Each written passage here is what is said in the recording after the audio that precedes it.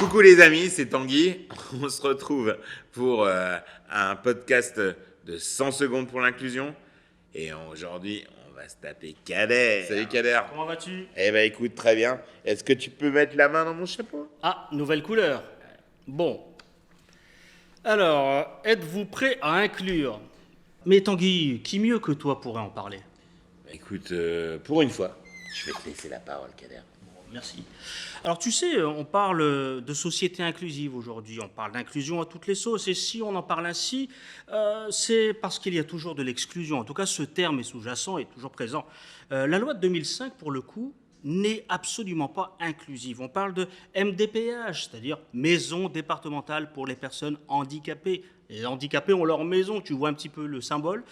Il y a un rapport de l'IGAS en 2013 qui préconise quand même d'uniformiser un petit peu ce qu'on en dit sous des termes un petit peu plus simples. Et MDA, Maison départementale pour l'autonomie.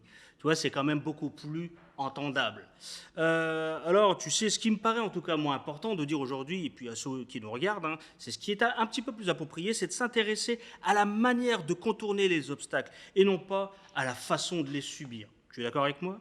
Tout à fait. Et vous, les valides, comme moi, quels obstacles avez-vous rencontrés aussi significatifs que ceux de Tanguy?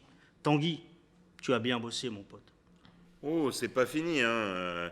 La semaine prochaine, on se retrouve pour parler d'embauche, car une place pour chacun, un accès pour tous.